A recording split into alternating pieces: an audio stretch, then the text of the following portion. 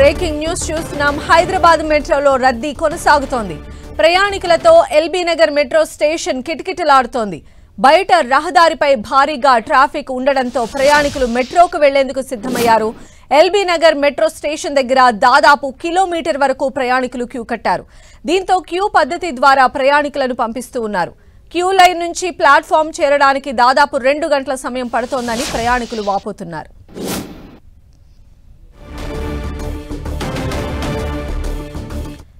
So present Hyderabad మెట్రోలో full rush కొనసాగుతోంది. మరిన్ని అప్డేట్స్ మా ప్రతినిధి రాముడు మనకు అందిస్తారు. రాముడు,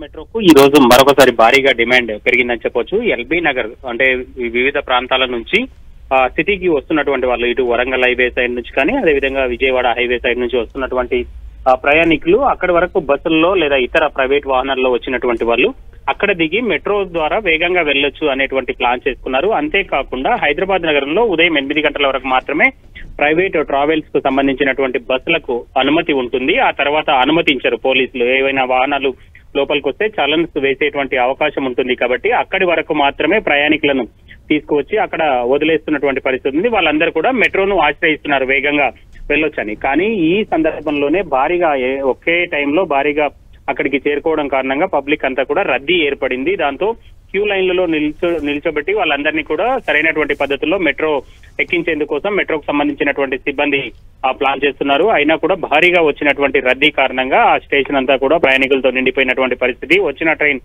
వచ్చినట్టుగా ఫుల్ గా మూవ్ అవుతున్నటువంటి పరిస్థితి అయితే కనబడుతుంది. అక్కడి నుంచి అమీర్పేట్ అదేవిధంగా ఎస్ఆర్ నగర్ ఈ స్టేషన్ల వరకు చాలా ఎక్కువగా రద్దీ కనబడుతుంది. ఆ తర్వాత మూసాపేట కానీ కూకట్పల్లి స్టేషన్ల వరకు కూడా ఓ మోస్తారు రద్దీ అయితే ఉంటుంది. దాంతో చాలా హెవీ ట్రాఫిక్ అయితే మూవ్ అవుతుందని చెప్పుకోవచ్చు. ఈ మార్గం గుండా ప్రధానంగా హైదరాబాద్ నగరంలో ఉండేటువంటి స్టేషన్లలో ఎల్బీ నగర్ అదేవిధంగా అమీర్పేట్ తో పాటు మాదాపూర్ స్టేషన్ లో భారీగా రద్దీ ఉంటుంది. కానీ ఈ రోజు రద్దీ మాత్రం ఎల్బీ నగర్ స్టేషన్ నుంచి ఎక్కువగా ఉండేటువంటి అవకాశం ఉంది. సో ఇప్పుడు ఉన్నటువంటి సిచ్యువేషన్ ని బేస్ చేసుకుని మెట్రో రైళ్ల సంఖ్యను ఏమైనా పెంచేటువంటి అవకాశం ఉంటుందా? అంటే ఎలాంటి ఈ రష్ ని తగ్గించేందుకు ఎలాంటి చర్యలు తీసుకోవడం, అంటే మెట్రో వాళ్ళు ఎలాంటి ప్రణాళిక రచించారు అనుకోవచ్చు? ఎస్, అంటే ప్రతి 90 సెకండ్లకు ఒక రైలు నడిపే విధంగా ఎలాంటి మెట్రో సామర్థ్యం ఉంది. దాని నేపథ్యంలో ఏ మార్గంలో అయితే ఎక్కువ ట్రైన్స్ ఎక్కువ రద్దీ ఉంటుందో ఆ రద్దీకి అనుగుణంగా ట్రైన్స్ మూవ్ చేసేటువంటి అవకాశం ఉంటుంది. కాబట్టి ఇప్పుడు మధ్యాహ్నం సమయం వచ్చింది.